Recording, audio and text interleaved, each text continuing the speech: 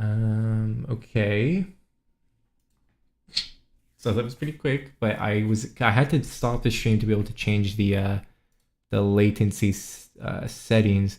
So I hope it's a little bit better now. What I'm thinking of doing, um, what I'm thinking of doing is calling Ottawa again,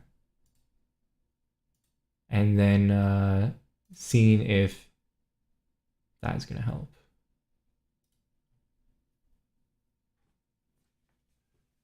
Okay, good. I can see you guys in chat, Harm and Apollo. And okay, the number is going up pretty quick here.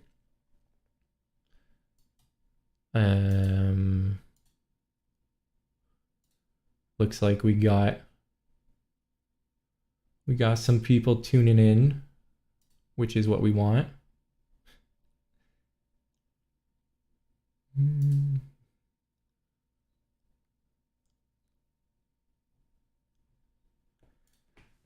Okay, let me actually, when people are just coming in, hopefully Ottawa is still alive and well. Or I could say alive in Welsh. And yeah, hi Lord R. Hi everyone. Okay. Wait, sorry, let's go here. We are back. Let's do this. Discord. Okay, let me try calling him. Hello? Okay, wait, now I can't. I hear you, but it's not going to my thing just yet. Discord. Okay. You're all good now. Test 1, 2, 3. Let's see what people say. So I see the output now on Discord. I don't know if I'm gonna be able to hear myself if I turn your stream on. You probably could I hear do. Yeah, yourself. People are saying they hear you, but is the latency okay, guys? Is it good? Is it good? I think it's good, to be honest with you. Audio good, yeah. Who is this? Okay, It's the Ottawa latency Welshman. is good. So it was the stream latency. I didn't change it that time to have ultra low latency. There you guys go. We're uncursed. Okay, wait, but I need to get my bubbles back. Here we go, guys. Oh no, this freaking height is off. Okay. 1 second, guys. 1 second. 1 second. Boom. Here we go. Whoever said something about the casting couch, for my lawyers, I have no idea what that means, and I cannot say that this is similar at all. Oh crap! Okay, wait. It's no longer set as a fundraiser. That's pretty important, actually. So I'd like to know, while you're figuring that out from chat, what was the most interesting mod we've seen so far? I thought the editing on the World of Warcraft one was kind of crazy. Like, actually, like I was not expecting that at all. That was super impressive, wasn't it? That was really something. That's what I'm saying. Like, these people are supposed to be modders, and then they put a trailer like that. Like, wow. Yeah, I mean, all of them have been phenomenal. Not to take away from anybody else, but yeah, it was really, really cool. Okay, I should have it set to the fundraiser. If somebody could refresh and let me know. Some people are saying Italian Wars. I know some people are very interested in. People love Rome. I'm not gonna lie. I'm also a Rome enjoyer, but people do love Rome.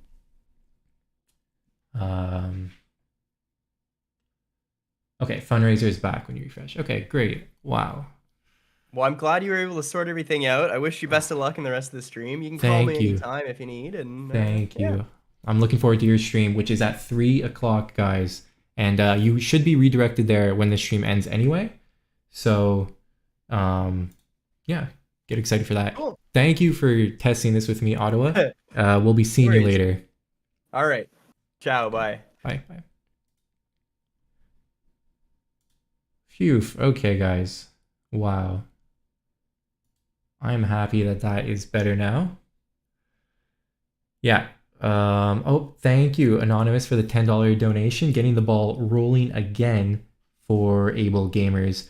Um, Hopefully everybody's gonna find their way here. I see we lost a little bit of people, but uh, I am excited that we will be able to interview some of the. Um, oh wait, what happened? Oh no. Wait, what is my OBS is a bit weird right now. Sorry, guys.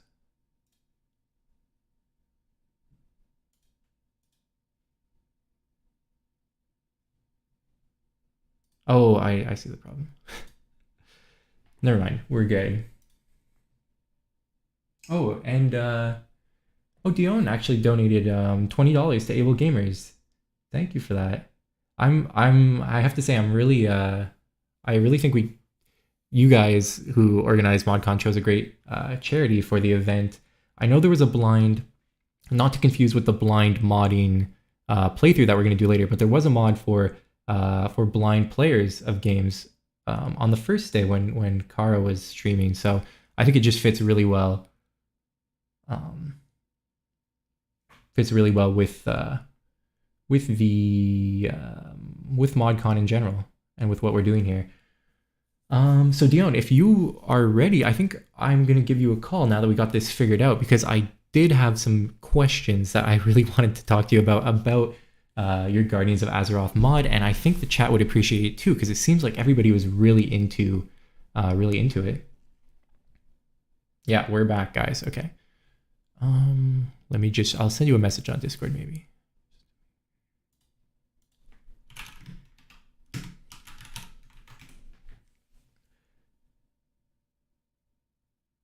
Okay, perfect.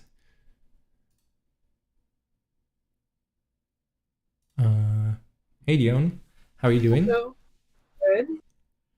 Nice. Okay. So welcome to the ModCon stream. It's great to have you here.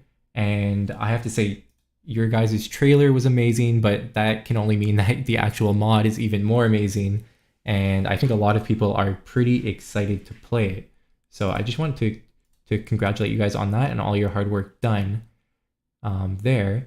And maybe just to get the ball rolling, if I could ask you some questions about how you got into playing strategy games yourself, because I assume you have to be pretty into strategy games to want to be able to mod some of them.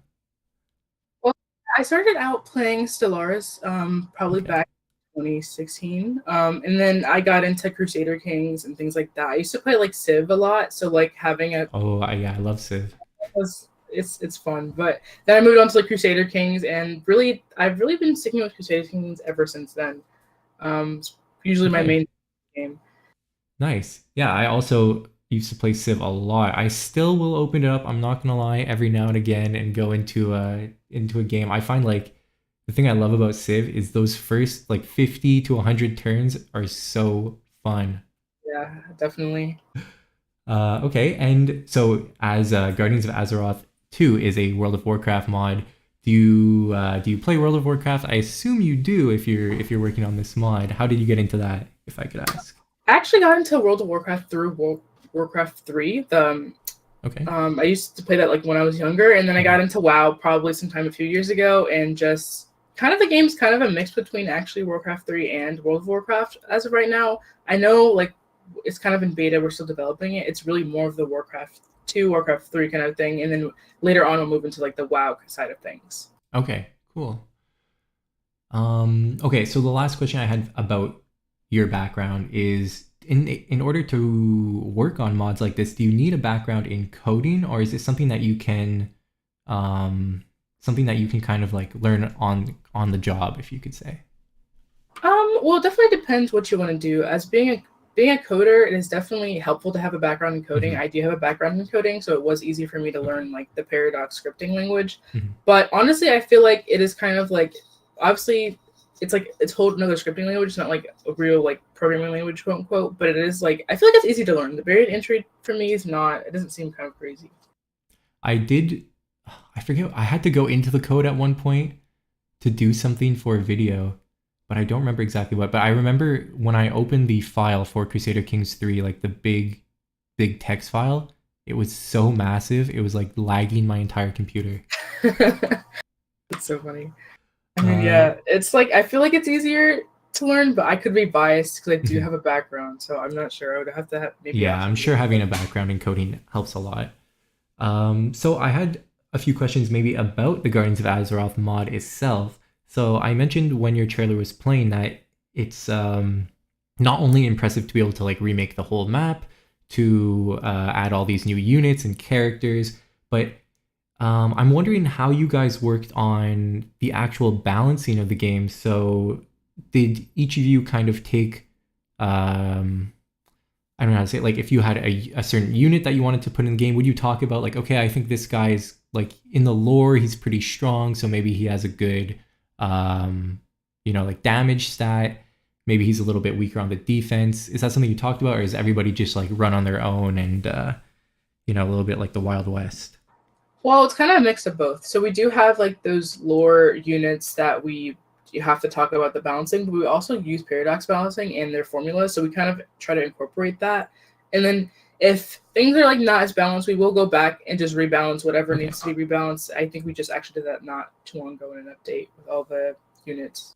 That's fair. That makes sense. Like if you go in and start playing around, you can probably pretty easily tell when a unit is overpowered. It's like when Paradox will release a DLC and then all of a sudden all the YouTubers have a video about one unit being absolutely broken. Yeah. And a few weeks later, they're going to go through and patch it. So that makes sense. I had another question on kind of how you guys work together, because I know, well, maybe you can tell me how many people worked on the Guardians of Azeroth mod, but just kind of how you guys all work together. Is somebody working on the map? Is somebody working on the units? Is somebody working on the 3D models? Or does everybody kind of do a little bit of everything? So currently we do have people kind of in their own roles, especially because people have different skill sets. And most of the people that actually started working on the mod, like the founders, they actually like kind of are around, or they're in like a more of an advisory role. So we kind of don't have like, I don't want to say like an area of responsibility, but we just work on what we think is important. So for me, I'm actually working on the magic system. I'm like, I guess, I don't want to say that I'm the only developer, but I'm the lead developer on that system. Okay. And then we do have a guy that is working on map, and he usually only works on map, but he also works on like coding as well. And then it's time for like our 3D modelers and our like artists, they all usually just work on what they're best at. Okay, that's great. How big is the team, if I can ask? Honestly, I'm not sure, because we do have people that are around for like a few months and they help them. They have to go, they get busy. I would say maybe like in total, like active developers that are around maybe like 10. Wow, that's still a pretty impressive size. Like you need a good amount of coordination, but it does make sense looking at the scope of your mod. In general, it seems like it would take a lot of work from a lot of talented people. Definitely. Okay, well, I did realize I am a little bit behind schedule with all this fixing I had to do, but it was really great to talk to you, and thanks for giving some great insight on your mod, and I hope everybody goes down and downloads it, because it is truly impressive. Yeah, thank you so much for having me on. Yeah, no problem. All right, bye, Dion. Bye. Okay, guys, so that was really insightful. I'm really happy that we were able to fix this latency problem so we can actually hear from the modders themselves, because without them we would not be having this convention. So it's really nice that not only are they willing to create these really impressive trailers for their mods to highlight them, but also to hop on and give us a little bit more insight. It's just super awesome. Okay, so I did say we are a bit behind time. So according to the schedule, at 12:50, we're supposed to be showing another mod, which I personally am really excited about. It is the Greece, Byzantium, and the Balkans flavor pack for Victoria 3. So without any further delay, I will play this video for you guys. And this is actually a presentation video, so it's a little bit longer. It's about 10 minutes long, but it goes into a lot of detail about this mod. And if you play Victoria 3, if you have played Victoria 3 in the past, I think this is a mod you absolutely are going to want to download. So here we go. Let me just start it for you guys. And boom. Hello everyone, and welcome to the presentation for the Greece, Byzantium, and the Balkans flavor mod for Victoria 3. This is a mod aiming to add historical flavor for the country of Greece, the many nations of the South Slavic peoples, and of course, the Byzantine Empire. This mod has been in development for over a year, with the goal of covering events up to the game's end date in 1936. But without further ado, let's jump into the content.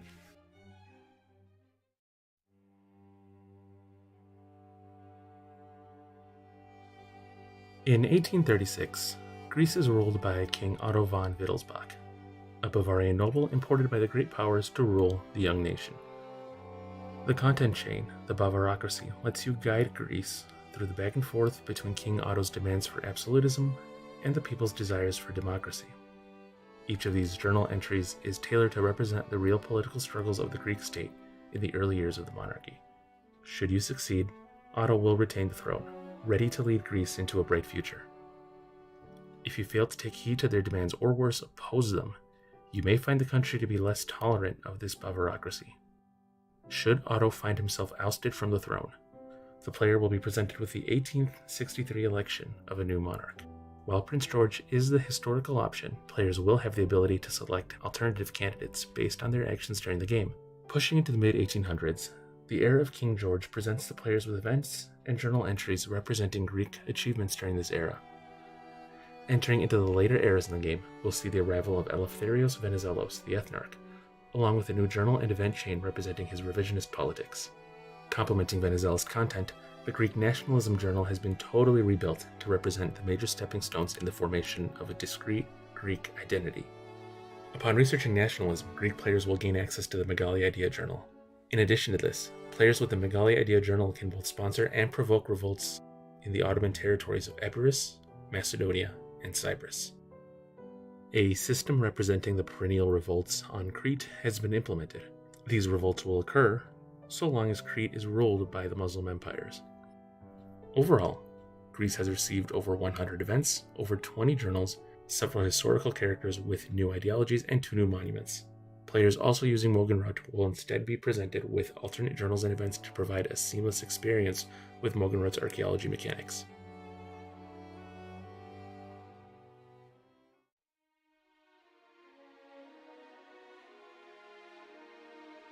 Players that enforce the goals of the Megali Idea will be presented with a branching set of choices to allow you to direct the future of the restored empire. The first, the Purple Phoenix, is aimed at reclaiming lands to the west and restoring the Roman Empire. The second, the Revenge of the Greeks, is centered on the goal of expanding to the east and reclaiming the empire of Alexander the Great. And the third, the Orthodox Realms, pits you against both the Ottoman and Russian empires to conquer and assert your control over the Eastern Orthodoxy.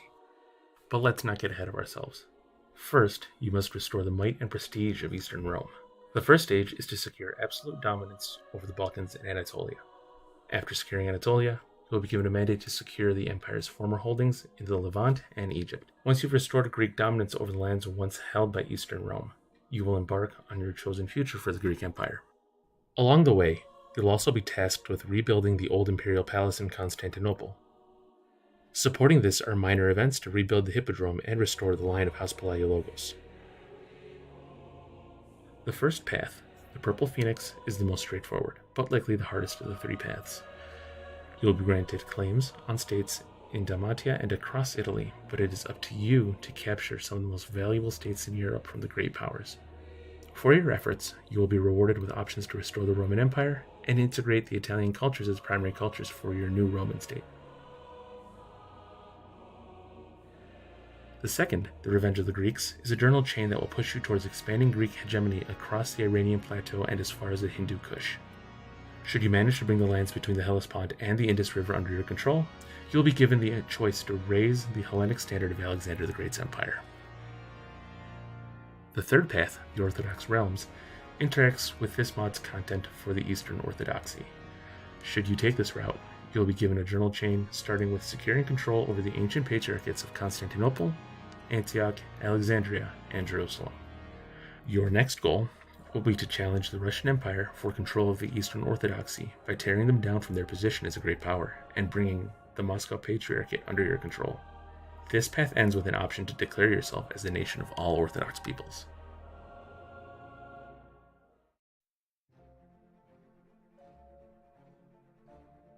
Montenegro in this time frame is a shadow of its current self. As a prince-bishopric, it is in many ways a relic of the medieval era that has endured into the industrial age. The tiny nation's prince-bishop, Peter II, struggles to break the country free from its feudal legacy, all the while fighting to survive against Ottoman aggression. The first batch of content for Montenegro, the prince-bishopric, represents efforts by Peter II and his descendants to drag Montenegro into the modern era by slowly reforming the country's feudal system into that of a true nation-state. Each of these journals represents specific reforms pushed forward by the prince-bishop. The second event chain for Montenegro, the Wrath of Ali Pasha, is a broad event chain that will see the small country persistently harassed by Ali Pasha, the vizier of Ottoman Bosnia. Montenegro players must tread carefully here. With no army at the start of the game and a non-existent economy, Montenegro's only option is to seek foreign support to protect them from being devoured by the Ottoman state. However, with a little diplomacy, the dream of liberating the Black Mountain can be brought within your grasp. Watch your step though. Your decisions could have some unforeseen consequences.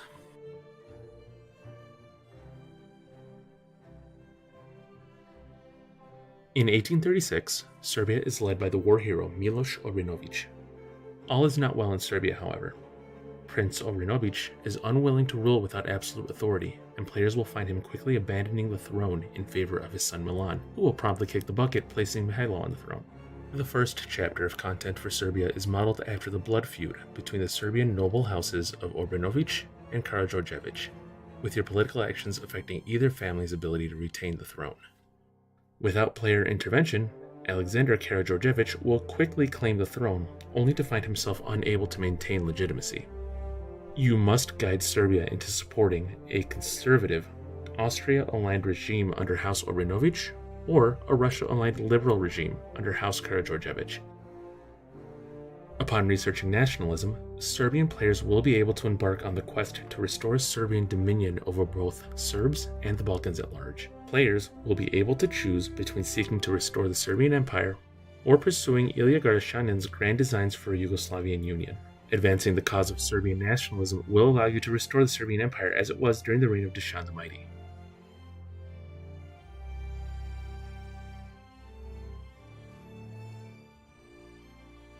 Based on the historical Pan-Slavist Illyrian movement and the works of Serbian statesman Ilya Garashanin, the Načrtanje journal entry represents the lofty ambitions for the formation of a Yugoslav state. Just like how Garashanin was inspired by the Risorgimento in Italy, so too is this journal inspired by the Italian unification content. In 1836, the majority of the South Slavs lived under the rule of the Austrian and Ottoman empires.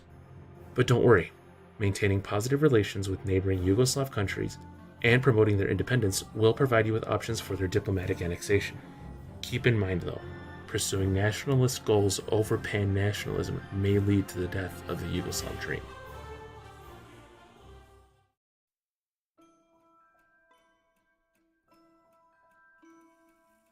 The Eastern Question was the European name given to the problems presented by the steady decline of the Ottoman Empire. A major addition in this mod is a system representing the various international crises that plagued the Balkans.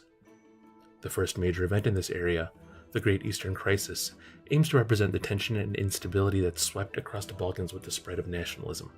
Once both the Ottomans and one of either Greece, Montenegro, or Serbia have researched nationalism, this journal will launch the Great Eastern Crisis. Historically, this crisis consisted of overlaid wars and rebellions that strained the Ottoman Empire almost to the point of collapse. In-game, this is represented by a countdown and events offering you the chance to pile into the play either against or in defense of the Ottoman Empire as their Slavic subjects fight for their freedom. In the aftermath, the Congress of Berlin Journal will determine the fate of the Ottoman Empire with a series of dynamic events simulating the historical impacts of the Congress. Should the Ottomans triumph, however, they will find themselves benefiting largely from their successful defense against the European powers. While currently consisting of only the Great Eastern Crisis, the goal is to develop an overarching journal system that will track the progress of the struggle for control over the Balkans, with Turkish, Russian, and Austrian players eventually gaining tools to both accelerate or mitigate the conflict.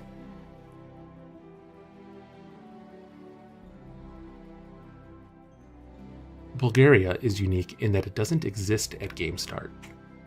Following its creation after an Ottoman defeat in the Great Eastern Crisis, the country will immediately experience the back-to-back insults of the curtailing of its gains under the Treaty of San Stefano and its division into two countries, with the Bulgarian country of Eastern Rumelia remaining under Ottoman administration. Players will be offered the opportunity to play as Bulgaria following the Great Eastern Crisis. Players will find Bulgaria in a precarious position with a noble of House Battenberg imported by the great powers to keep the throne warm. The Battenberg Monarchy Journal focuses on Alexander's attempts to cling to power and curry favor with his Russian benefactors. Modeled after Pedro's journal content in Brazil, this journal provides a similar experience for Bulgaria. Support Alexander's claims by pushing forward Russophile ideals, or lead him to his downfall by asserting Bulgaria's independence from the Ottomans. Bulgarian Irredentism is a journal and event chain based on the stepwise history of Bulgarian unification. Players that achieve union with Eastern Rumelia will be able to assert their independence from the Sultan and embark on a journey in pursuing Bulgarian imperialism. This concludes with branching options to either cement Bulgarian supremacy in the Balkans, unite the southern Slavs under the Yugoslavian dream, or press the somewhat bizarre Bulgarian claim to the throne of Constantinople. Pressing the cause of Bulgarian nationalism will reward you with a chance to restore the Bulgarian Empire, while conquering the lands of Eastern Rome will place you in an abbreviated version of the Byzantine Restoration. Either way, the fate of this latecomer to the party is in your hands.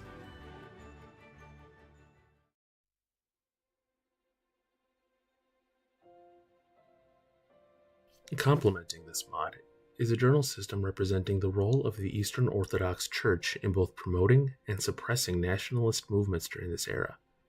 Inspired by Europa Universalis' Patriarch Authority system, this has been adapted to work as an additional capacity within Victoria 3. Players will be able to commission icons to inspire their nation, or declare their autocephaly from Constantinople. Included in this journal is a system for seizing control of patriarchal seats. You will be able to assert your control over any patriarchal seats you happen to own, along with being able to convoke ecumenical councils to address major concerns for the Church. If you reform the Byzantine Empire, you can call an ecumenical council to revive the Crusades, allowing you to use this play to enforce Christianity on your Muslim neighbors. This system is in an early implementation with much more content planned for both Orthodox nations and for the Sultan.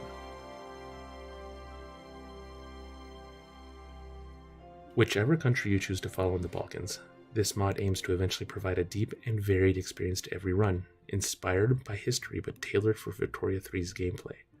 All content present in this mod is based on historical research. This mod is in active development, with plans to fully support each country with content all the way through to 1936 and to provide greater depth to the Eastern question and the Eastern Orthodoxy.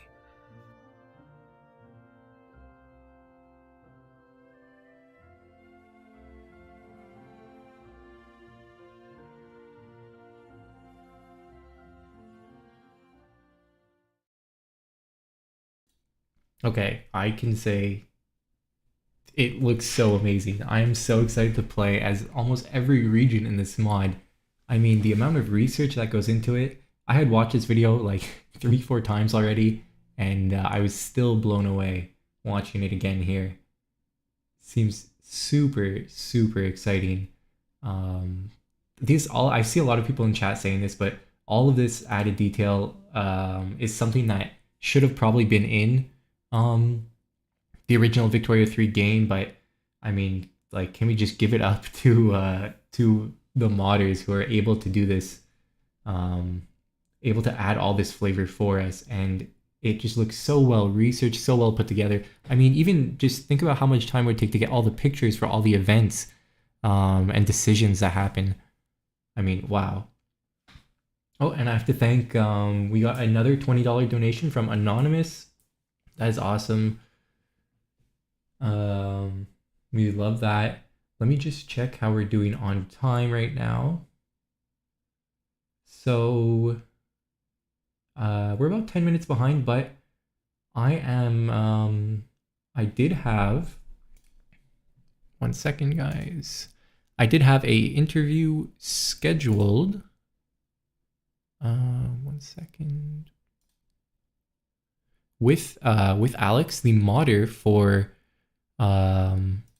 for Greece, Byzantium, and the Balkans, the flavor pack. And let me just message him right now.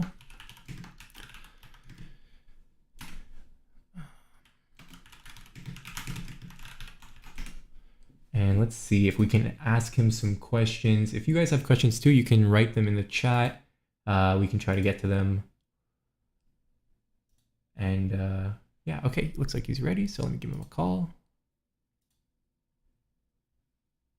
Hey, yeah, it is Alex, right? Yeah, that's fine. That works.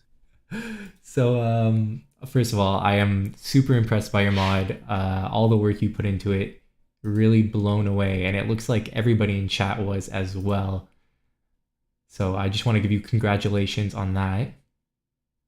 Thanks. And so I'm gonna start the interview off kind of the same way I did with Dion. I just wanted to ask you kind of what got you into playing strategy games in the first place. Like, what was your first game? If you can give me some information about that. So it's really funny because my story is like really similar to hers. I started with Civ 3 and kind of stuck around with Civ for a while, and it was Stellaris that got me into wow, okay. Paradox games. Nice. So it looks like Civ has a lot of everybody has their roots in Civ. It looks like actually when I said to Dion my first game was Civ, it really was the first Age of Empires. I mean, yeah, the first Age of Empires. Although I'm not that old, but my mom had an old copy of Age of Empires 1 on her laptop, and I remember playing that when I was like maybe 10 years old for hours and hours. And it was only when I was a bit older I actually started playing Civ. So that's awesome. But yeah, Civ, great place to start. Gets you that the fun gameplay with a little bit of the history behind it. So then what got you into modding? What was this your first mod? Your first experience? Yeah, so I have zero prior modding experience at all, no coding experience either. I got into it actually funny because I wanted to add some, like just a few events for Reforming Byzantium, and then ended up realizing that all you do for most of the game is play as Greece, and kind of went from there. Man, it's crazy. This is your first mod, and it is so detailed and just so impressive. Like, I was blown away because I knew about the I think some other people too I saw in chat said they played the mod back when it was only Greece, and then just seeing all the extra detail you added for the other countries, it just like it really makes me want to play a game as each of the countries you added the flavor to, and because it does seem like it's going to be a completely different game depending, like, no matter which country you pick in like the Balkans region, in the Greece region. Just seems really awesome. I guess so. I actually wanted to know this personally. Do you have Greek background or any Balkan heritage? What really drove you to choose this area of the map to add so much detail? So funny story, I have zero connection to the Balkans at all. It really was almost started as like a meme to reform like the Roman Empire. The first tag I did was like a 3 event chain to form a Roman Empire tag. And then after getting into Greece, it was when I was trying to think about how Greek history would work through the Balkan Wars that I started looking into the actual history of what everyone else was doing in the Balkans at this time. And that's when I kind of realized there's more to the Greek story than just Greek history when you're talking about the Balkans. Of course. That is like, it is funny that I guess that area does have so much history, so it does make sense that anybody could go in there and want to add detail. I'm just going to put your logo up here. I realized I had the Guardians of Azeroth logo for our interview. So I guess now that we kind of covered a little bit about your background, I'd love to ask you more about some of the more challenging parts of this mod. I know you had mentioned doing all the research was where you put most of the work. Can you just give me a little bit more detail on what you found was the most challenging part of making this mod, or where you spent the most time and the most effort? So, I mean, outside of just trying to debug when it happens, research is probably the hardest part because a lot of times stuff isn't in, I only speak English and Spanish. So a lot of times, like, I'll encounter sources that are either mostly in French, but also a lot of Russian. And machine translation only gets you so far with that. So that's probably the most time consuming process. And also just simply digging up publicly available, like, copies of these books that were written and published in the early 1800s sometimes. Wow. I mean, it's amazing that you went so so deep to find those resources and put that into the mod. It just makes it such a more real experience. I mean, like, I was I guess I was also asking if you had any Balkan heritage, because the way you were pronouncing some of those names in the trailer, I was blown away. I always mispronounce pretty much every name or region I can in all of my videos, so that was really impressive on my end. Yeah, that took a lot of practice to get right. Yeah, those the Balkan names can be pretty hard to say. Okay, Alex, well, I'm really happy I got to talk to you. You were able to give a little bit more information about your mod. Again, guys, I'm blown away by this mod. This is definitely something that I'm going to try out. I don't know if I'm going to make a video about it, because I kind of play Victoria 3 like to relax sometimes. So the second you make it a video, it kind of takes a little bit of the fun away from it. But definitely something I'm going to try out on my end. And thanks for talking to me, Alex, and have a good rest of the ModCon. Have a good rest of the day. All right, thanks for having me. Have a good one. Yeah, no problem. Bye. Okay, guys, so that was the modder for Greece, Byzantium, and the Balkans Flavor Pack Victoria 3. Again, super amazing. Show him some love on the Steam page. Go download the mod, play it. Even if you've played it, there's been changes added, so give it a whirl, give it a good time. And yeah, seriously, guys, very impressive stuff. So next up, we have Old Gods Expanded, which is a Crusader Kings 3 mod, back to Crusader Kings 3, and it has to deal with the Asatru religion and adding a little bit more flavor on that end. So let me get the trailer ready for you guys. And I will see you in a bit.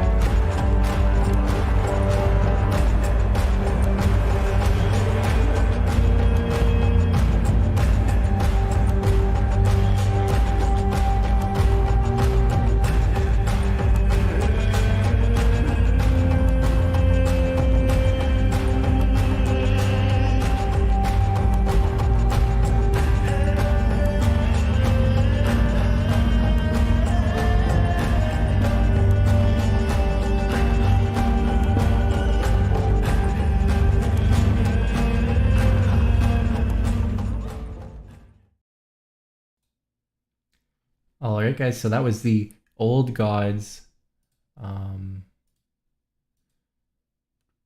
expanded mod for Crusader Kings 3. Looks really interesting. I have to say I love the art you have for your logo. It's very beautiful. I'm blown away by that. I saw some people in the chat talking about it. What I'm really what I really like is you added 35 religious tenets, and as somebody who really enjoys breaking Crusader Kings 3, you know, messing with everything I can in there, just having 35 new options of ways to make an overpowered religion seems super fun to me. I think that's going to be really cool. And I had a look, I actually downloaded this mod before, and I was just looking through some of the tenets, and I think some of them you showed in the trailer here that looked really cool. Somebody mentioned in the chat also there was a Assassin's Creed is one of the tenets, which is cool. This one right here is what really sent me. a tenet where it reduces the short reign duration, but what it also does is the old and the weak can choose to commit suicide, which isn't anything new in Crusader Kings, right? Like there's some other religions, I forget which ones right now off the top of my head, where you can choose to commit suicide and it doesn't really have any negative effects. But this part is really funny. The young can also decide for them. So, I mean, that sounds pretty good. If you have like somebody who you're second in line for their title and they're like 75 years old, maybe you can just balance you can try to find what the benefits are for that decision and try to make it so that you force them to jump off a cliff. I really like the idea of that personally.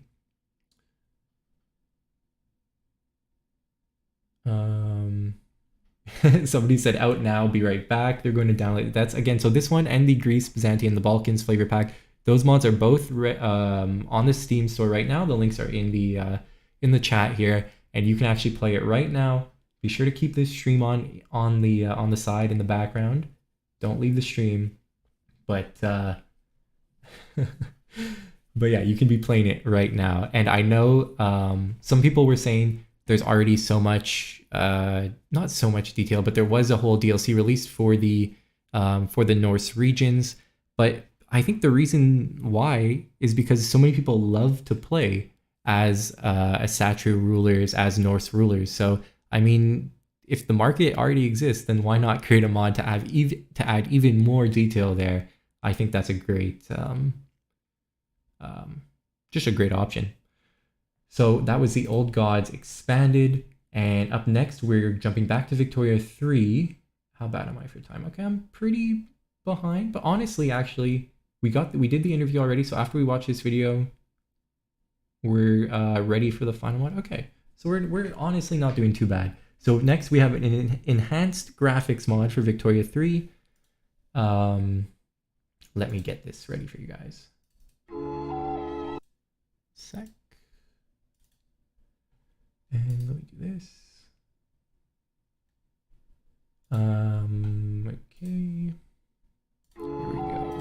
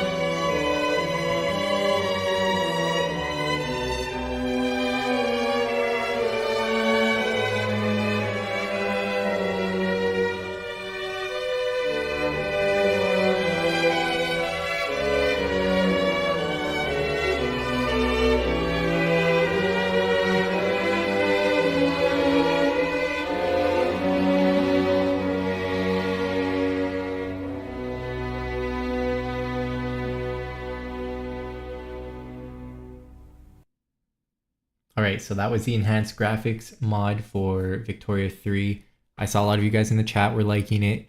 I mean, some of these shots, like just really when the train comes in here at night, absolutely love that. And then there was this other shot here with the lighthouse when you had it toggled when the vanilla setting was toggled off and you had the mod enabled. It just looks so nice. I have to say I love the Victoria 3 map. I have a lot of fun in my games just zooming in, because often, you know, you queue up a million buildings in Victoria 3. You're just waiting for those things to finish. I zoom into my capital as much as I can, and I just watch the city toggle through the day and night settings. But I'm pretty sure we also have the creator of this mod ready for an interview, so let me go and message them. And before I talk too much about their mod, I want to get them on the line here so we can hear their thoughts.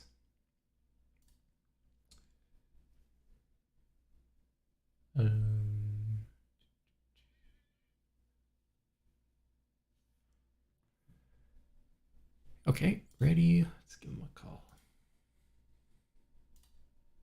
And let me change the logo right away. Hey, Dementive, how's it going? Hey there. Yeah, so we just watched your trailer. A lot of people thought it looked really, really nice. I have to agree. It looks absolutely beautiful. So congratulations on that. And I guess I'll just start the interview the same way I was starting it with everybody else. What kind of got you into playing strategy games? Well, I guess I started like really early, but first strategy game I played was probably Rome Total War 2004 edition, that one. Okay. And I've been playing ever since then. I got into Paradox games like in EU4 around, and then I played a lot of that. And Okay. yeah. And then Victoria 3, were you enjoying Victoria 3, but you thought this map, you know, just isn't doing it for me. I need to enhance the graphics. Yeah, so I absolutely love the Victoria 3 map. It's, in my opinion, it's like the most beautiful looking strategy game, just in the base game. It looks so well. The artist did such a great job with it. But I think a few things are slightly off. So my mod fixes that. Yeah, I would agree with you there. It is their most recent like 4X game, I guess you could say, and it shows with the map, like the way the trains look. When that's one of my favorite moments is always when I unlock railways, and then you see trains start moving in and out of your capital. It's always so pretty. So I had a question for you. You were telling me how it's challenging working with shaders because it's kind of different than a lot of other modders. They're more on the gameplay, events. They don't really work with the actual visuals. So maybe if you want to tell me a little bit what it's like working with these shaders, tweaking all these little values to get it to look just right. Right. So shaders are kind of unique in the, I guess, Paradox modding. So when you do most other modding, you're doing scripting or you're doing localization or you're doing GUI. When you're doing shaders, you're writing the actual shader code to display the pixels on the screen in a way that looks nice. So it's a little bit more involved, and you have to really understand not only the underlying like shader code mechanics, but also how Paradox has built their shader, like their whole graphics pipeline, because they have a lot of customization built in on top of it. Okay. Does that customization make it easier or harder for you to go in there and tweak things? Considerably easier. So theirs is basically a templating language instead of actual shaders. So it like describes like from top to bottom how this pixel is going to end up getting rendered instead of just like a shader like that assigns a color. Okay. I saw some people in the chat a little bit worried because I think when people hear shaders, I know I think this, I'm not sure about everyone else, but you think of those crazy, like ultra realistic Minecraft shader mods, which take up incredible computing power. So I'm just, for the people in chat who are asking, is this thing going to blow your PC up if you download it? Absolutely not. In my experience, sometimes it even runs faster because I cut out some calculations that vanilla does and optimize some other things. It could run slower in some circumstances, but overall, I don't do any of the like insane stuff that some of those Minecraft mods do. That's for sure. It's nothing like that. Mine is more just tweaks to a lot of the existing functions. Okay. Well, that sounds like a win-win to me. A better looking game and potentially better performance as well. We are running a little bit short on time, so I'm going to have to let you go, but it was great to talk to you. And people, be sure to download the mod. The best thing about this enhanced graphics mod, if you're a little bit scared about changing the gameplay up of your games too much, this one doesn't touch it. Just makes your game look a lot better. And you can remove it at any time. It won't change anything. Everything will be all right. Okay, that's awesome. So thanks a lot for talking to me. Have a good one. Yeah, you too. Bye.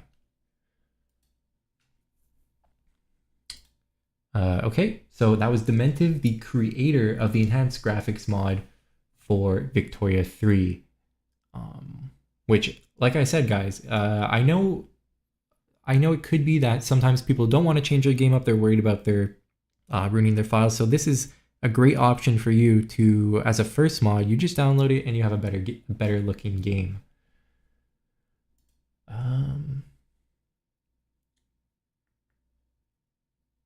Watching the choo-choo, exactly. It is very nice. So we're actually not doing too bad if you look at the schedule. It is 1:36 right now, and we have our final mod for the day. We're going to play a trailer for this mod. This is a flavor pack mod for Victoria 3, and it is a massive one. So we have a trailer that I'm going to play first, and then we have a presentation after, kind of like the Greece, Byzantium, and the Balkans mod. So get excited for that. Without further ado, oh, and then after this, we also have an interview with the modder for the Morgan Rote mod. So I'm just going to get the trailer going here, guys. And yep, and then we got the presentation after. I wonder what the latest news is today. Sure looks like a lot is happening. There is a war between Prussia and Austria. What a horrible waste of man and resources. This will surely be a bloodbath. Thankfully, Switzerland hasn't had a war for ages. Oh, a British archaeologist discovered an ancient Egyptian tomb. Luckily, we don't grind the mummies to powder anymore. And Johann Strauss' Fledermaus premiered in Vienna. I hope it will come to Zurich soon. Looks like there is a new record for the highest balloon flight in human history. Interesting.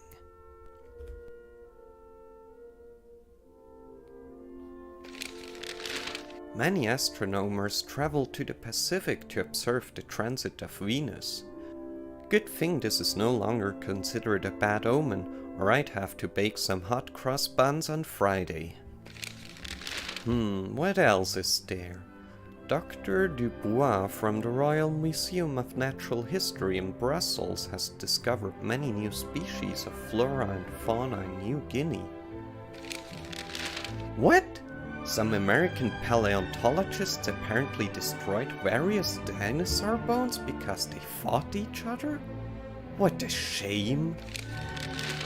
However, a new combined road and rail steel bridge was built over the Mississippi. Thank God we have such brilliant engineers.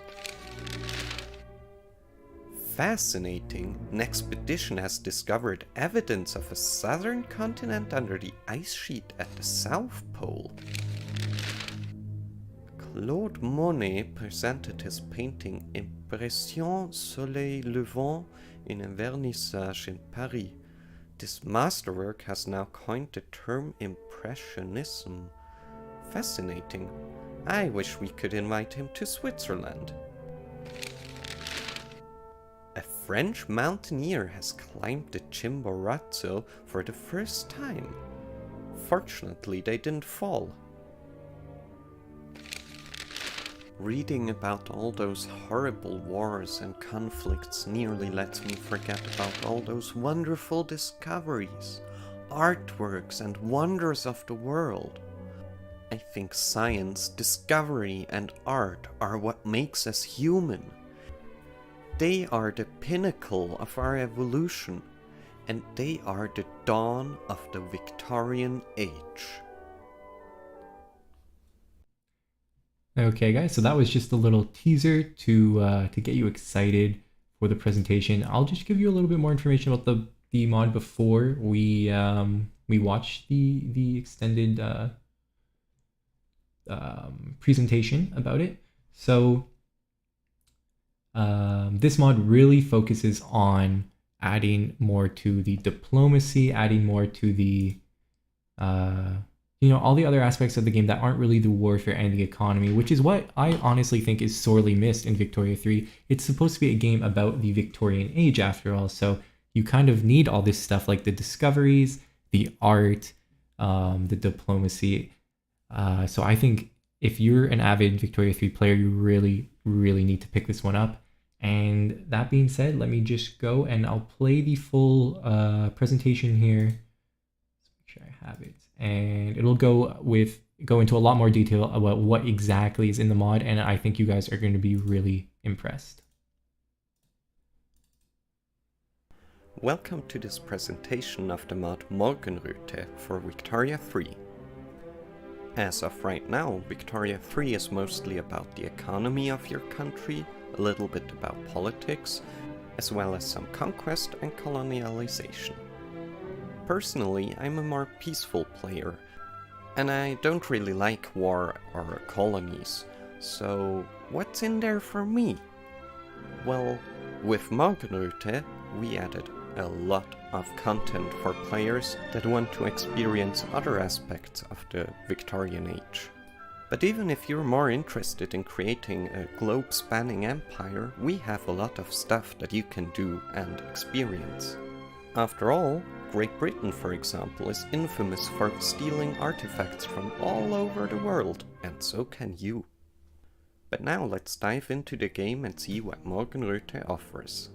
One of the first things you might notice to be different is the music. We added many music pieces from various composers of the time. You might not know the names of all of them, but you surely know some of the melodies. Once you click on New Game, you will encounter another edition of Morgenröte. We added a new objective for you so you can experience Morgenröte and get a little guidance on what is in there. Two of my favorite nations made it to the list, Switzerland and Belgium. Both of them are great nations to play Morgenröte with, and both give you access to some fossils, so you can build your own dinosaurs. If you do not want to get overwhelmed, maybe you should start with Switzerland. But if you want to be at the forefront of progress, then go for Belgium. Or maybe you want to play as China and show those nasty British how it feels to burn their stuff down. But now let's take a look into the game. I played a little bit as Belgium to show you some of the content. But wait!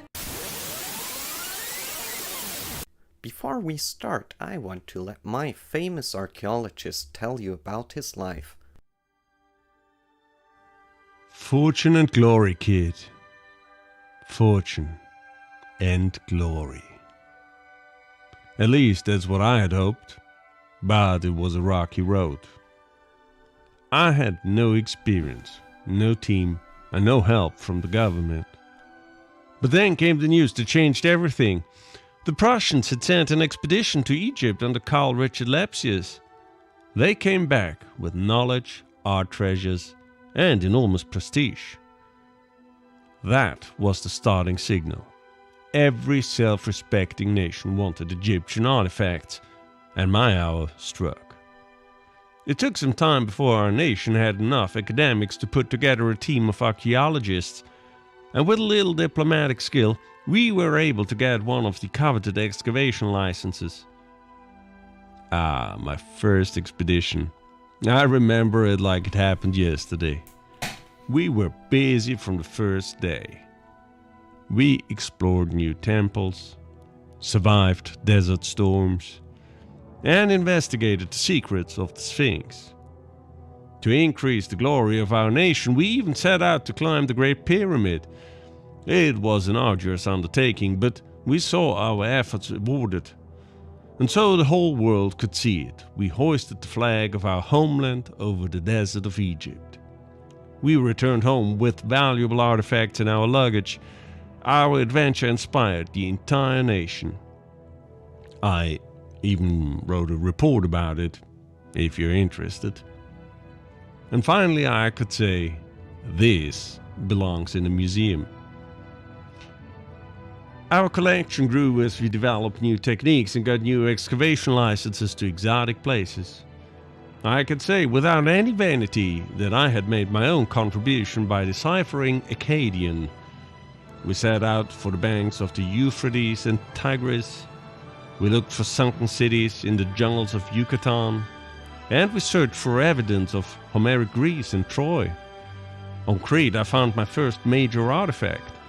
And I presented my knowledge at international archaeological conferences, even if my ignorant colleagues didn't share all of my theories. But the life of an archaeologist has its ups and downs. Sometimes it's the locals who make life difficult. Sometimes it's rival colleagues who destroy everything. And sometimes it is nature which threatens life and limb. After we established our excavation site in Babylonia, we not only regularly received artifacts, I also inspected the site time after time and found interesting clues. And after years of setbacks, I knew it had been worth the effort. I am now one of the most respected representatives of international archaeology. It was a life full of hardships. It was a life full of rewards. There's hardly anything I haven't seen, from the Andean peaks of the Incas to the rugged mountains of Kurdistan. Or maybe not.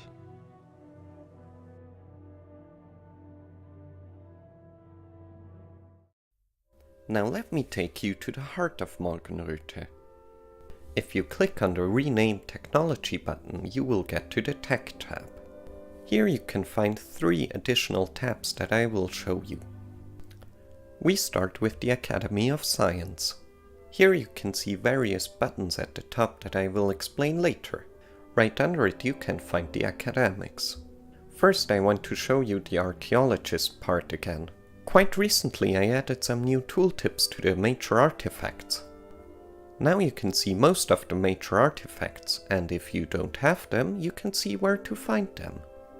To find the bust of Nefertiti, for example, you need an excavation in Lower Egypt. Now let's focus on the top bar real quick. You might be wondering how you can actually get academics, and this question can be answered by this bar at the top left. Well, actually, there are 3 ways to get academics. By events, by buying one if you're a technological backwater, or by gathering enough academic progress. As you can see, Belgium gains 9 academic progress per month. Once you fill the progress up, you get a new academic. By hovering over the bar, you can actually see what influences your progress. Belgium, for example, has many academics and a high literacy rate. If you want a certain academic, you can actually promote them, but you can only promote an academic if you have a university with a special focus. Another kind of focus is just to the right. The scientific focus can help you research certain technologies faster, while others are slower. But you need to meet certain conditions to actually be able to choose one of those focuses. There are also different scientific expeditions you can undertake, for example a Pacific expedition. A Pacific expedition can either be general or focused on a certain aspect of science like nature or oceanographic research. If you have a free naturalist, astronomer or paleontologist, you can also send them on the Pacific expedition. A naturalist like Dr. Van Beneden can, for example, gather new specimens. Specimens can be used to found a specimen collection or found a botanical garden in your zoo. But first you need a zoo, so you have to gather some exotic animals. There are habitats for exotic animals in various states, and you can engage in diplomacy to get them if you don't have one of them yourself. A naturalist can also go on a safari or catch local exotic animals for your zoo. And last but not least, you can send them on a botanical expedition where they can find specimens, and also very rare specimens like giant beetles or unique plants. One of my favorite things to do in Morgenröth is to gather all the zoo animals, and in that way I can extend my zoo to a very famous zoo. But now let's go to the next tab, the Sports and Tournaments tab. There are 4 fully implemented aspects of sports and tournaments, and one that isn't yet. Let's start with the balloonists. Balloonists try to reach new records and give you small tech bonuses. And if they get a new world record, you get some prestige. You can send generals with certain traits to climb mountains. Once they reach the top, your nation will be remembered for the first ascent of that mountain. There are quite a few mountains that you can climb, multiple on each continent. Once a country researches the organized sports tech, the Olympic Games can start. You will be able to compete in the Olympic Games every 4 years, and your athletes might come back with various gold medals. Once enough countries research the waterplane technology, the Schneider Trophy can start. The pilots will compete for the trophy, and once your nation wins the trophy 3 times, you can actually keep it. We are also working on automobile races, but those are not yet ready, but you will see them in the future. Now let's visit the last tab. This one is focused on the arts. Here you can see your composers and painters. Instead of me telling you all about them, I would like a composer to present you what his life looked like. So enjoy this tour through the life of a composer. Music is the language that man invented to speak with God. And I can say that I contributed an entire dictionary to it. It all started back in Vienna. I had finished my first compositions and had a great future ahead. The world was awaiting a new star on the musical sky. However, not everyone recognized my extraordinary talent from day one. But as the saying goes, per aspera ad astra. The life of a traveling composer is full of excitement and adventure. Because everyone loves it when a new composer visits a country, like the great Austrian composer Franz Liszt. There I had the success that the shabby, critical Viennese audience had denied me. Oh, what admiration finally struck me. I was a vagabond at home, but a king far away. I was a guest at the Mozart Festival and at the Beethoven Festival. I was even a founding member of the General German Music Association. Sometimes high-ranking nobles or politicians asked me to play a little da capo for them. I was the man who brought the Prussian Piefke to the waltz. However, something told me to settle down. Soon, very soon, and as one door closes, another opens. Mendelssohn Bartholdy died in Saxony, and they were looking for a new Kapellmeister. And poor Schumann was passed over and I got the job. I hope he didn't take it too personally. He was always such a sensitive character. Along with France and Austria, Saxony was a leading musical nation. It was also one of the leading instrument makers, helping to establish its high music tradition. The Semperoper had a good reputation. Now I had to not only compose but also conduct. Of course, I immediately impressed the entire audience in a very special way. Soon I was considered a solid conductor. I also had time for smaller compositions. But then the terrible Richard Wagner came along. Everyone just wanted to hear his music. I lost the job I had just won. But I wasn't a nobody anymore, and I resolved to create a work that would put Wagner to shame. In Switzerland, I immediately started working on my masterpiece. There were constant delays and my client became impatient. But finally, my masterpiece was finished, and my position as a great composer was recognized. Overnight, Switzerland had also become a center of culture. I managed to organize an annual festival that only played my pieces in a large festival hall in Zurich. Wagner never received one of the annual music prizes for inscrutable reasons. Since then, I have been one of Europe's leading composers. My works are played in the concert halls from Rio de Janeiro to Tokyo. Switzerland has become the pulsating center of the late Romantic music school. But whoever said that music and culture stand still? Morgenröte offers many new technologies. Some, like those cultural technologies, you can only unlock by finishing a journal entry. But there are new technologies for all the aspects of Morgenröte, from the theory of the evolution to archaeology, paleontology, and astronomy. Additionally, some technologies were placed into a new tab, like camera and film that are now in the production technologies. During this presentation, you probably have seen one of the new buildings, or maybe even more. One of my favorite buildings, however, is the Gotthard Railway. It is a monument that you will build over multiple years, probably even decades. But there are monuments that take even longer, like the Cologne Cathedral or the Sagrada Familia. And then there are some that are present at game start, like the Campanile in Venice or the Potala Palace in Tibet.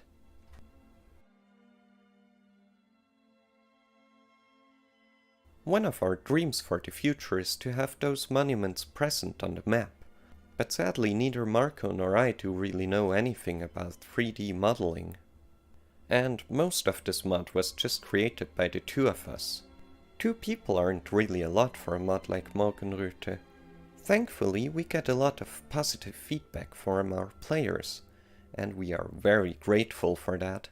And maybe you are now interested to play the mod, or even help us. There are various ways to help us. The easiest one would be to give us a thumbs up on the workshop. You could also tell your friends about the mod, or give us some feedback on how it feels to play with Morgenröte. Feedback like that is very important for us to improve the mod. And maybe one of you could even make our dream come true and have the models of the monuments come to the map. But you could also help us by creating new content. Maybe you know a lot about history, especially in parts of the world that we didn't cover that much yet. Or you know how to create wonderful art. Another thing we desperately need is translators. We already translated the mod to a few languages, but those translations were done with a program, so they are not always that good, and they often break things. So if you think you can help us in any way, feel free to contact us. We are already waiting for you.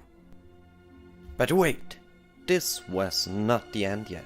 We have one last thing to show. We are already working on the next big update. And maybe the trailer gave it away a little bit. The next thing we want to implement is the publishing industry as well as the writer. We got permission from the creator of the Rise of the Publishing Industry mod to implement it into Morgenröte. We already have an internal version with it, but it still needs a little work. And we really want to have the writers with it, and those need a little more work, as you can see here. Nonetheless, we are really looking forward to have the third artist and a new building. But now, this is the end of our presentation. I really hope you enjoyed it, and enjoy the rest of ModCon. Alright guys, so that was Morgenröte. Completely amazing mod. I saw people in the chat giving Lord R and Marco, the the two people who worked the most on this mod, their praises for both the trailer, the presentation, and the mod itself. Really an amazing amount of content was added for this mod, and I really like the little bit of comedic element you guys added into your presentation and trailer. And I have to say the role play as the composer and the expedition leader was really good as well. So, and I also have to say, what a great call to action too. If there's anybody who is a 3D modeling modder who wants to add some of the wonders onto the map, I think honestly that adds so much to these games. It's such a small thing being able to see a building you just made on the map in front of you, but I really think it adds a lot to the game. In Crusader Kings 3 and in Victoria 3, I love it when I can create a wonder and watch it be built before my very eyes. So again, just big ups to both Marco and Lord R for their work on the mod, and I actually have a call lined up with Lord R to tell us a little bit more about the mod itself. So let me give him a call. Here we go.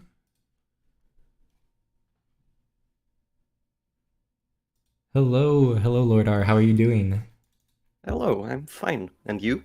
I'm doing good. I'm very excited about your mod, and it seemed like a lot of people were too. I just want to say again, really good job on both the mod, but the presentation and the trailer as well. Thank you. So I'm just gonna put the logo here in the background for us, and then I'm gonna get started. So I guess my first question, the same as I've been asking everybody so far: what was the strategy game that got you into playing strategy games? I think for me it was Age of Empires. Mhm. I don't remember if it was the first one or the second one, but one of those. That's a great starting point. I still play Age of Empires 2 actually to this day online. It has quite an online community for that game. So I think you joined the team for Morgan Rotate a little bit later. But do you want to tell me maybe just how you got into modding games first?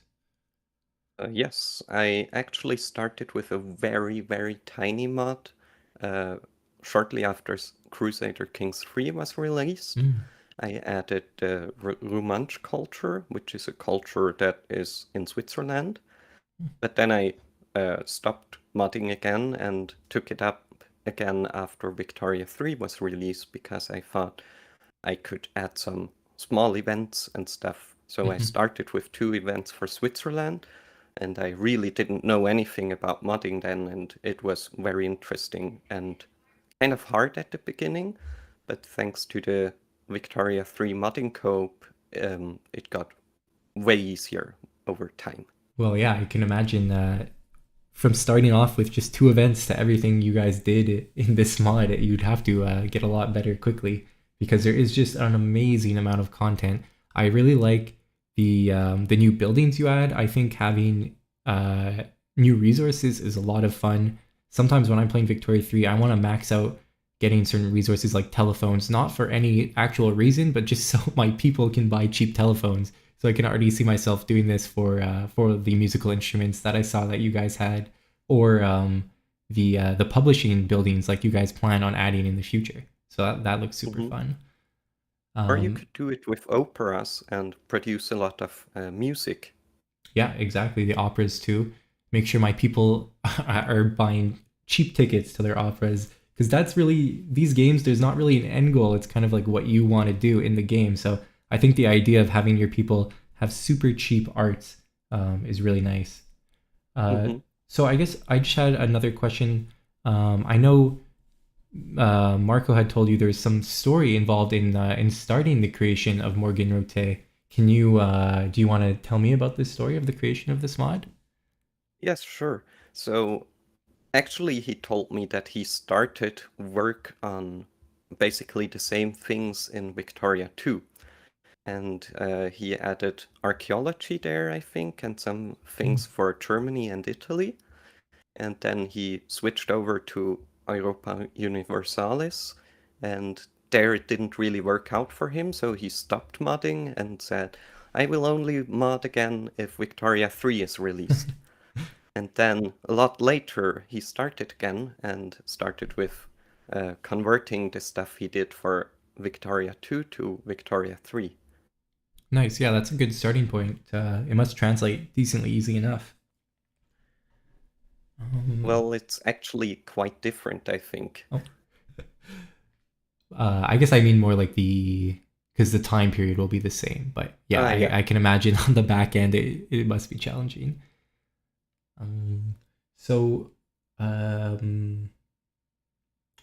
I guess that's all the questions I had. I also wanted to thank you just for being very active in chat, for helping moderate the chat, and being involved in general in all of ModCon. So thank you for that. And I think after this we're going to be doing the giveaway for some keys we have, and then we're going to get into the blind modding. So thanks again, Lord R, for speaking with me. Thank you too. No problem. Okay, bye. Bye. Okay, guys, so okay, let me check my Discord. I think Harm probably sent me a list of names. Perfect. So these are all the people who applied for okay, yeah, sorry about that. I guess final call out, or no, you already sent the list. So we have the list of names here. I'm going to share my screen. 1 second. I just need to set this up, guys. Give me a moment. So for everybody who applied for the keys, yeah, I don't know, are we giving away all 4 keys here? Should I spin the wheel 4 times when I have it ready, or are we just doing 1?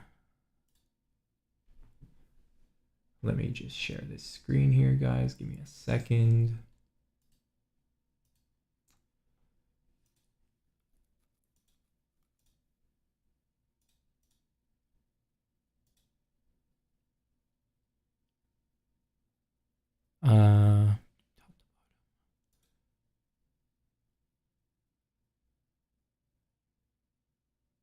One second. I seem to have lost my my Chrome window here.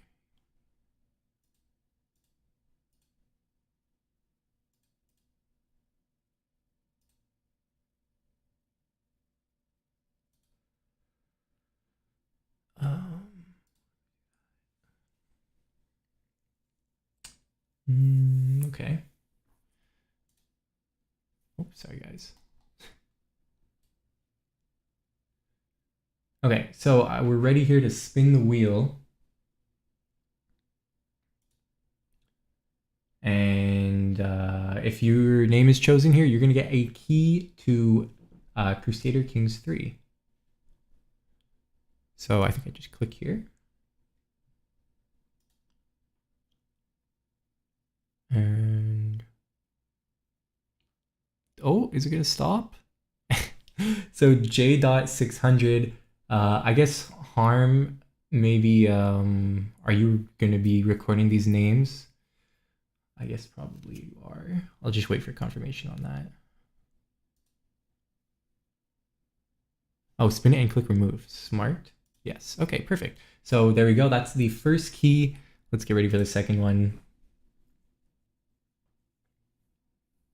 Wrench dummy male. I mean, you got to get lucky here if you want to win. I can't control this. It's all up to the wheel. Okay, Fusho, she gamer girl.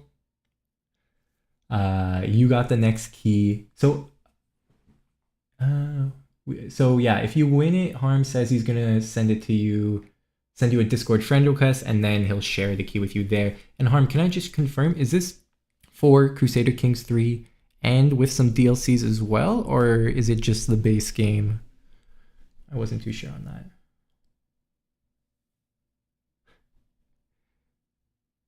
Lonely Wrench Dummy has 2 more tries still to win one.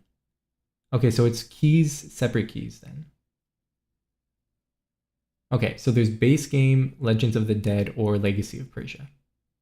and it's random which one you win. Okay, and remember, if you have the game already, you can always gift it to one of your friends who has the game, or who doesn't have the game, or if they have the game and don't have the mod, then you can gift that. So,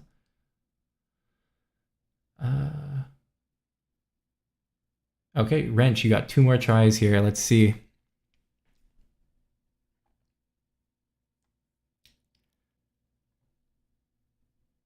Oh, and Sepp Laud, you are the next winner of the next key. Congratulations. We're going to remove you from here. And then we only have 1 key left. So, I'm just looking here. Wrench, is your name even on this list? That's my question. Well, we're going to go ahead and spin it. Oh, I think it's right here, eh? Yeah. So let's have a look. This is the tile. Let's see if begging in the YouTube chat is going to work. Oh, I feel bad for Roxy. She missed out twice there. And Swedish Guy 360 is the next winner. Sorry, Ranch. Sorry, Roxy. You got screwed a little bit there. And then we got a $100 donation from Askill. Thank you so much. That's really amazing. $100 donation for the AbleGamers charity. That's really nice. Can we get some dubs in the chat for Askill? That is a very nice donation from you. And yeah, sorry guys, there's only 4 keys, so that is all we got. Ottawa, okay, Harm is saying Ottawa is going to be giving away 5 more keys. So if you missed out there, Wrench and Roxy, tune into Ottawa's stream and be sure to enter the raffle to win the keys. So don't worry, guys. There's still more chance. There's no need to riot. No, yeah, riot next giveaway, Wrench. Riot next giveaway for Ottawa. I don't need to deal with that. Okay, so, oh, see, now this window is working. That's annoying.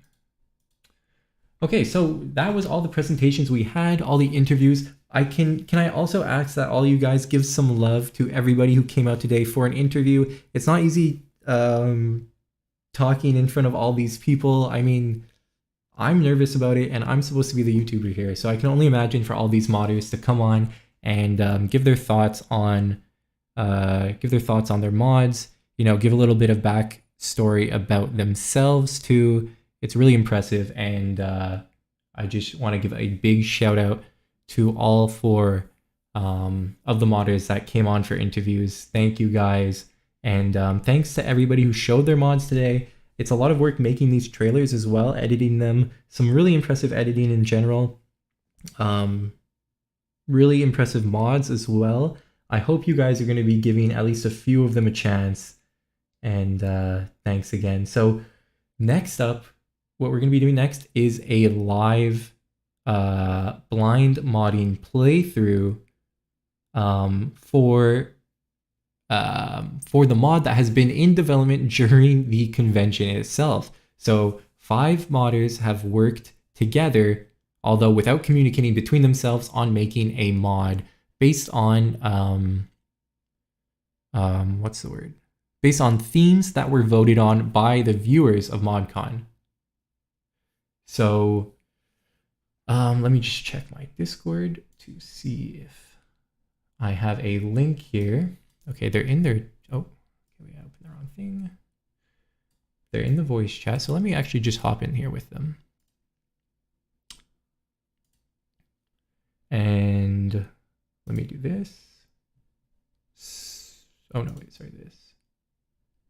And let me hide these. Hello, guys. Can you hear me? Yes. Very well. Hello. Okay, and can everybody hear you? I'm pretty sure everyone should be able to hear you. I might just have to transfer this voice channel over for when I'm actually playing the game, because I have it in a different thing. But great to hear from you guys. Did you send me the link to the mod yet, Harm? Yeah, I did. Okay, it's in the in our chat there. Yeah. Okay, perfect. Howdy. Hey, how's it going? Hello. So I guess who am I? Do you guys want to introduce yourselves? Some of you have probably spoken already on ModCon, but maybe if you guys want to do that. Yeah, we can go. I mean, I guess from the top. So, Cyber Scum. I mean, I'm at the top. Oh, I'm the top again. Yeah, hi. This is apparently my third day talking to random people online on ModCon. So for those who don't know me, I'm Cybrix Khan. I'm the creator behind Viet and Rice mods for Crusader Kings 3. I also have made a few other mods for Stellaris and Crusader Kings 2. So I was kind of just randomly roped into this to do a little bit of chaotic modding. Nothing that I've really done before, so it's pretty fun. Yeah. Okay, great. I am Kaiser Harm. I am basically not. I ended up. I have made a couple bots. I have made Sunset Invasion, which is basically in hibernation for a while. I've made a couple other ones like Multilingual Education, which is in CMH, and now I ended up basically as the primary organizer of the whole ModCon event and also at the blind bowling event because I must do everything. So here I am. Great job, by the way. Oh, thank you. Yeah, I agree. Can we get some W's in the chat for Harm? He was responsible for putting a lot of this event together, and I honestly think you did a really amazing job, Harm, coordinating everything, getting all the videos ready. Just thank you for that. Just dealing with my mod is stressful enough, let alone all of the mods. Yeah. And I'm the admin on the co-op. I have no idea how you do it. Yeah. Oh, thank you. Yeah, it's fun. Yeah, you can, Lonnie, you can continue. Yeah, most of you probably heard me talk yesterday. I've been awake since. I completely forgot I signed up for this until like last night, and then rude the moment I had to do this and got 30 minutes of sleep and was like, man, this is gonna suck. And I sat down and actually really enjoyed myself. I was really sad when I ran out of time. I had so many cool ideas by the end of it, and then I ended up doing. I did like one thing in it, but I'm very proud of the thing I did. But I did like one art thing. But yeah, that's me. I see you. Lead developer of God Hersha, if anybody didn't catch me yesterday. So, hi. Hello, I'm the Gib. I work on the expanded mod series for CK3. I've also made the unified UI. It's a compatibility patch for UI mods for CK3 as well. I actually finished the blind modding event, which was a mistake. I am no artist. I felt so bad handing that to you. Yeah. I hope you did something presentable. I did change something that shows up. He deleted the one piece of art I made. Yeah. Oh yeah. Like just because the idea of the blind modding is basically we are not communicating with each other, so the mod itself doesn't have it does have a theme, it has a pitch, so you all voted on the pitch, and the pitch was given to the first of us, Cyber Khan, and he started modding based on the pitch. He had the best information of all of us, basically. Yeah. But but then he'll explain the pitch in a little bit. I think as soon as Zili is also at the mod basically work on his end. But so Cybex Khan had the best information. He worked on it for 2 hours and he handed it over to the next one, Silex, who is from Game of Thrones. And they worked on it for 2 more hours and handed it over to me. So I was in the middle. And we did not talk with each other. We did not coordinate on the theme. Like, what even is the mod going to be? I essentially was working based on the localization that was written. And afterwards, after I was done, I just went back and looked at, okay, what theme was actually chosen? And I think we have diverged a little from the whole pitch. So that is something that might be interesting to find out. Yeah, I'm excited to get in there and start playing it. That's for sure. I cannot even imagine what kind of things I'm gonna find in here. Yeah, even like those of us earlier on the chain, like me, I don't know what happened after because it's supposed to be kind of like a game of telephone. We kind of hand off the mod to the next person, and we don't know what goes on after that. So I'm very interested to see how people took my interpretation of the prompt. Since I was the first person, I kind of was able to kind of set the foundation, but or kind of set the tone, or what well, maybe you guys diverge from the tone, but at least in theory, I think I was supposed to kind of set the tone foundation for the mod. So that was pretty fun. And then to see kind of how people will now take that whatever I worked on and then added their own spin on it until it kind of spins out of control, basically. I sort of misunderstood what exactly was going to happen, and so I was sitting there thinking like I was going to be told also like what the original idea was or something like the idea. And then so I was panicking, running around trying to figure it out, and then finally I just opened up the mod and like looked inside the files, and I was like, "What the hell? Wait, what?" I was so blown away. I was like, "Oh, this is what we're doing." My favorite. I was laughing my ass off.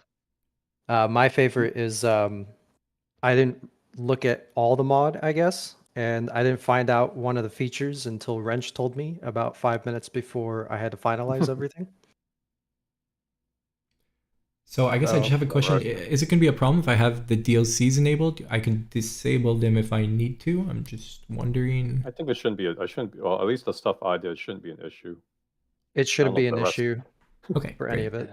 Great. Yeah. So the Gib has the best information of all of us since he was the last one. So. okay. So I have my Crusader Kings 3 opened. I'll just have to move my Discord sound to my other scene in OBS. Are we ready to show the Crusader Kings screen? Should I? Yeah, I guess we're ready. So the world like will the not be the pitch same. does.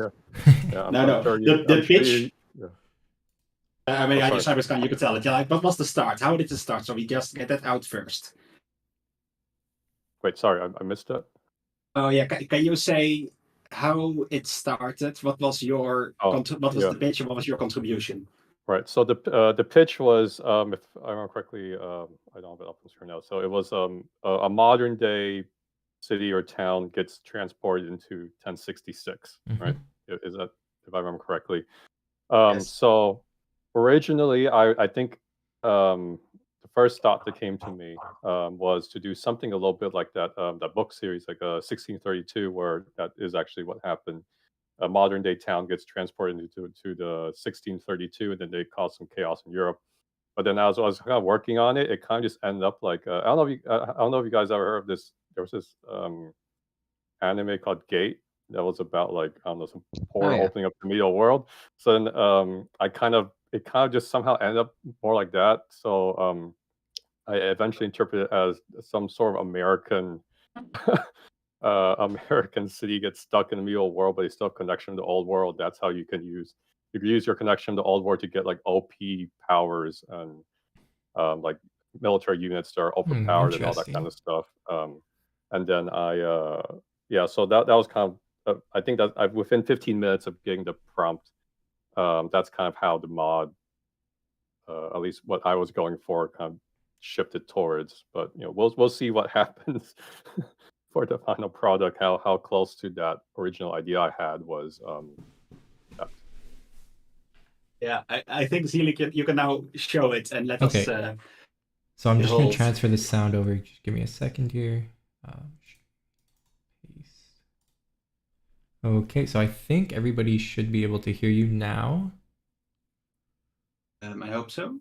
Yeah, I see it moving in my OBS, so it should be good. Yes. And okay, so let me hide this. And let me turn this on. Get my Crusader Kings showing here. Currently, we're just staring into the void again. So it's so pretty. It's on. Yeah, there we go. And I think my game sound should be here as well, guys, so people will be able to hear what we're doing. Hey, it's a baby. Behold, Wisconsin. So should I just go into it? New game. I assume 1066 start. Yeah. Yeah. It should show just right up. Abraham Lincoln. Someone actually got a bookmark up. See, that was something I was trying to do. That was the one piece of art I made. I was doing the bookmark art because I figured if we had I looked in, like, there was no bookmark art. It was like there was no localization, there was no bookmark text or anything, and so I figured, like, okay, I can't tell the next person what's going on, but like I can make this like a big flashy, like right in your face, here's what's happening. Right. And also, like, even if the stuff afterwards isn't necessarily finished, at least it could set like a good first impression where you're like, wow, what a cool piece of art, you know, cool idea. I'm impressed, definitely, and the description too. It looks nice. It looks funny. I'm excited to get started.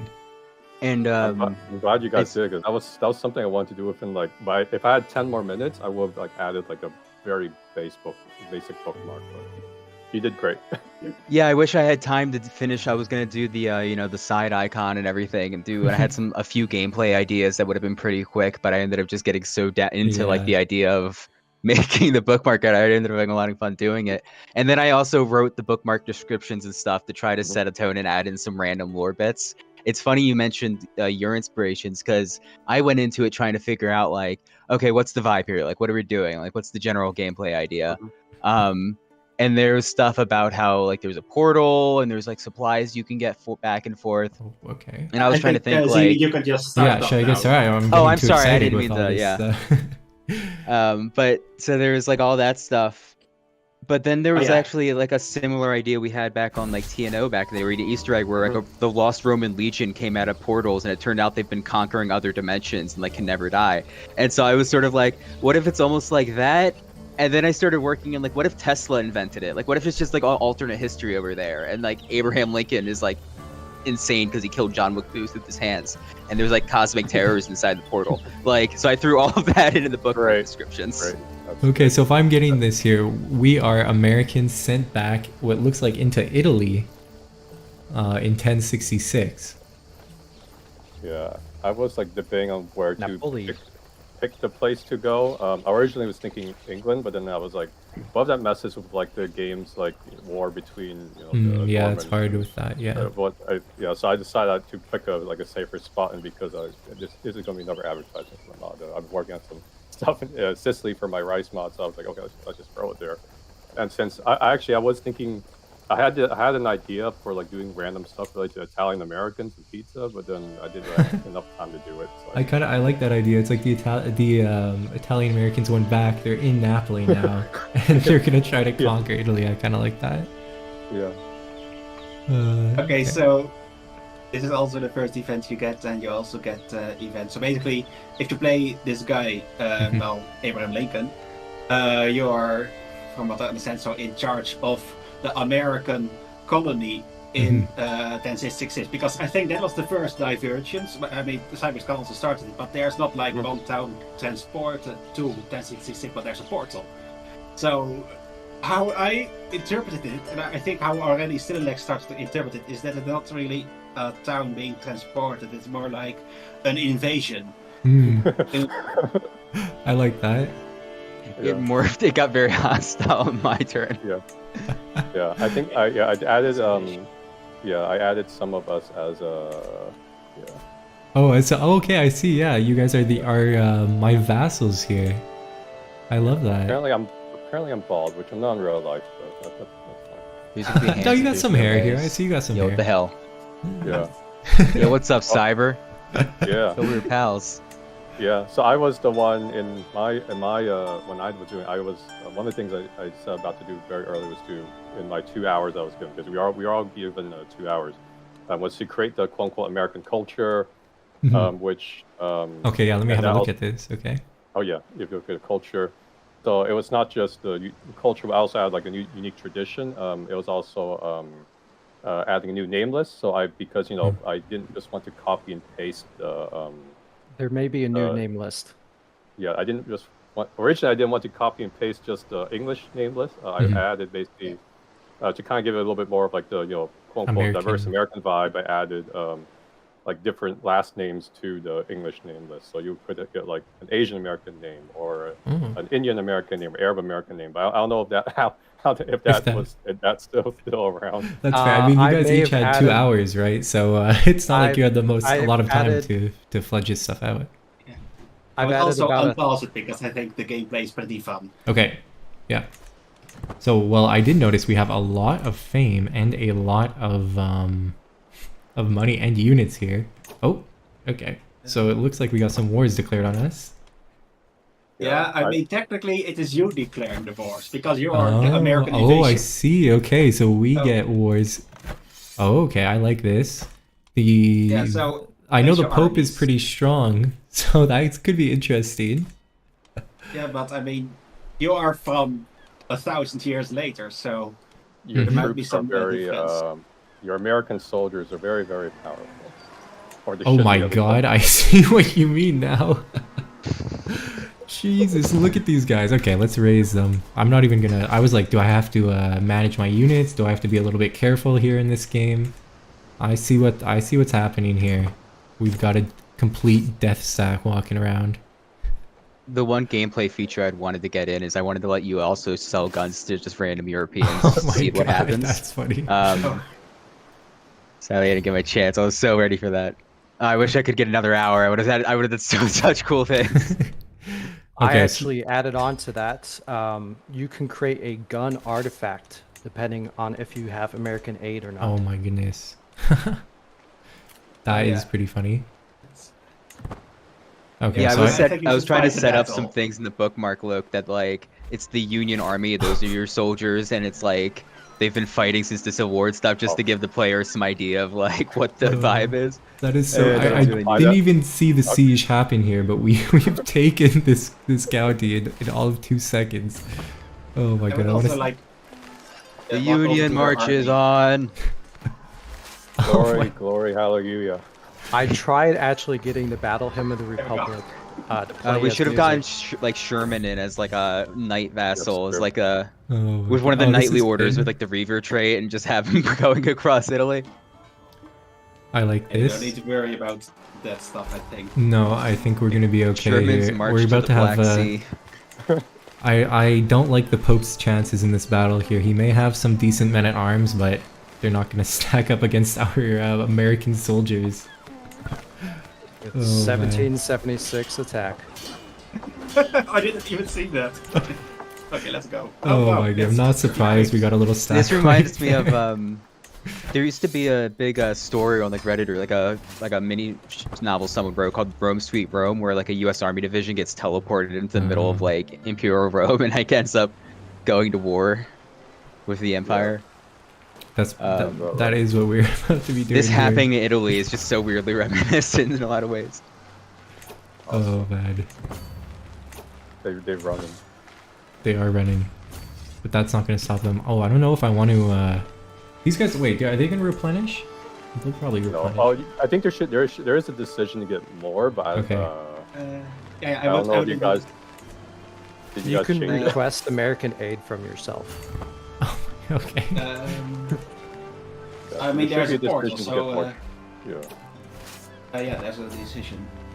Oh, But I wait. think that CyberScan basically set up almost everything except we totally misinterpreted the tone. Yeah. I did want to ask, well, because the reason I think I went sort of crazy with it was I saw Abraham Lincoln was the only playable character, and there was no Loke or anything, I think, really explaining that much. So I was wondering if, like, was this like a debug thing, and someone was like, oh, they'll put in like a different person eventually, or was that actually always supposed to be Abraham Lincoln? Oh man, these Like, these whoever added battles are that, was that like crazy. intentional necessarily, or? Oh wait, sorry. You asked about Abraham Lincoln.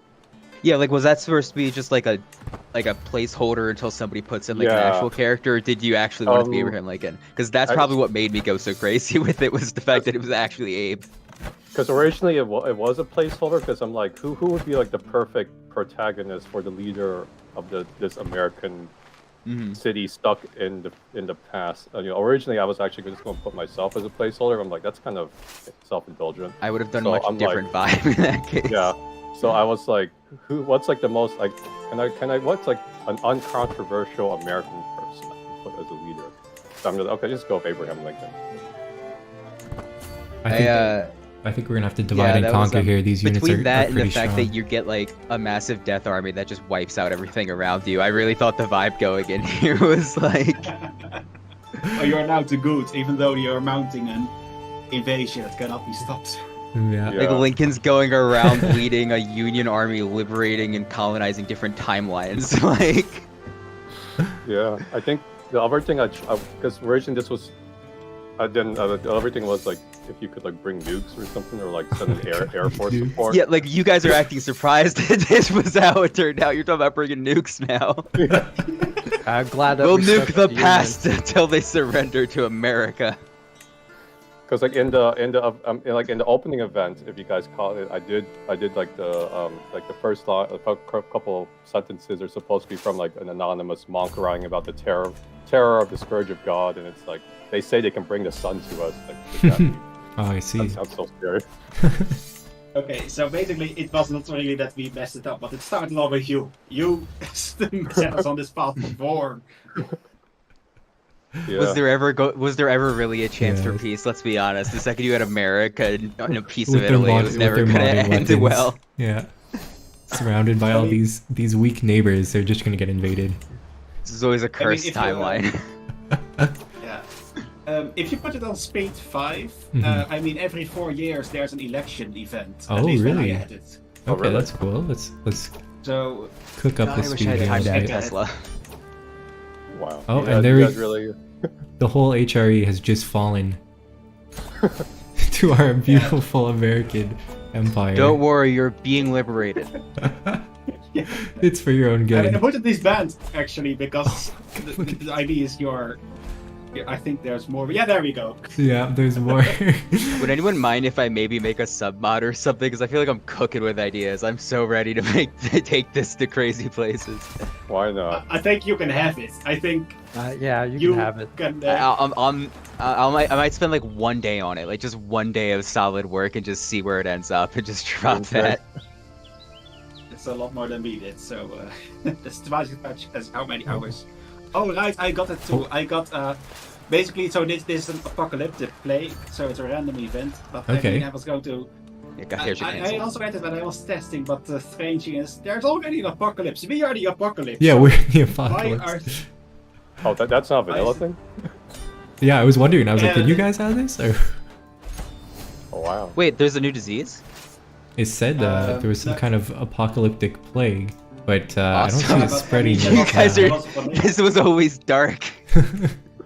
No, I mean it was a vanilla event, so I also got like there's random plague pop-ups now with the latest DLC. So Mhm. Yeah, like it was these. funny that it now describes a disease as such a horrible event. Yeah, I think we are already past the end of the world. We are causing it. We are. I was the like a end of the world. step away from. I was gonna make it so the portal has an upgrade where it starts like disabled because Tesla it went wrong and it's only one way, so you can't go home.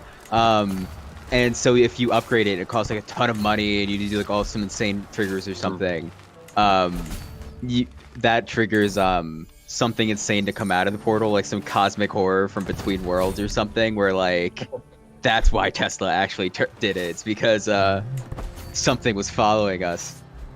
But I was going to have it so Abraham Lincoln would have to like do the Aztec sacrifice heart events from like Sunset Invasion from CK2, in order to reactivate his timeline portal to go back home to America. To like, what's his wife's name? Like Molly Jade or whatever. It says in the bookmark. He's like, can he get home to his old girl back home? I should have done that. I thought about. I mean, I cannot reuse my own script because I was going to think, yeah, this is an American invasion. I've also made that kind of mod before, so. Chill that out was in the kind of chat. I want to. The communist antagonist. You want that? The Void Monster is probably going to be a commie. You know, let's be honest. Of course. Yeah, and actually, Kaiser mentioned everything. So we were not allowed to use existing code or stuff like that from other mod work we've done. Okay. So I did new. use some of the tricks I learned of like picking up stuff from like vanilla code, but like I didn't actually like copy paste stuff from. We didn't copy and paste stuff from our old mods to this. Basically, we kind of just janked the whole thing on the fly. I think I have to go gallantry for Lincoln here. There's no other choice for me. As you machine gun these medieval peasant levies in a true heroic manner. Exactly. You gotta inspire I the wish I could troops. have gotten that event working for the gun. You're really going at this like every British person before the Battle of the Somme in history. What a noble art, the use of this heavy machine gun against these people with spears. We are losing. Go wrong. We are losing a few wars down here. I see, with France especially. Just so many. No, the American military would never. Exactly. I think we're gonna have to divide and conquer here. Just keep in there, bro. Eventually the medieval world surrender. It's fine. Democracy, bro. We're gonna have to run our units. I actually got the gun artifact to have different sights and grips and barrels depending on which type of technology. Okay, wait. I need to secured from the Americans. I need to try to get my my court people to make that. That is hilarious. Friendly it's reminder very that rare because I nicest... didn't edit the vanilla event, so you have to have it. The decision. Yeah, but you have to have an antiquarian. Yeah, I just need to. Yeah, I need take to the hire this decision. guy. Yeah, exactly. Yeah. Okay. Request aid. I see there's a decision to request aid, so I'll also check that request out. aid from the American government. Okay. You automatically have aid. It looks like for the low price of 55 gold, we can. I'm sure request some completely reasonable, skilled soldiers. What do you guys do the upper two? I got to Okay, let's see. So we got an army of 2,000 men down here, and is it the super overpowered American soldiers? It looks like it is. Yeah. I mean, at some point you're going to run out of those troops, so I guess you can get more, but it depends. Not if you get enough hearts to reopen the Tesla portal. Then you're fine. Everyone's in the army already. Okay. Well, now that we have 4 super powerful armies, I think we're gonna have a lot easier time of winning this war with France. Let me spread all our units out nicely. And I'll take a look at this other decision too, or I have to wait, it looks like a year. Because I'm wondering what the basic supplies could be. And this as well. Oh, the doves are not currently in power. I'm interested in what that is. That's the if you get to election. September, Oh, okay. yeah, the elections. So what was 3 years? So it should be coming pretty soon, I would think. Yeah, Should be in September. Okay. Yeah, every 4 years. Okay. Let me just continue conquering here. America. I think you could just head for the capitals, so, because attrition doesn't really matter at this stage. I guess not. I feel bad with all my American lives going to waste, but you know, it's That's the price of cost of freedom. victory. Yeah, exactly. We're just liberating. Oh, okay. liberating the world. Two party Ask system. Grant what it There we took. go, there we go. Oh, you added the picture of the PC. That's Or nice. is We that will DC? rebuild her. Tear down Aiken, replace it with DC replication. YouTube videos of military misfires.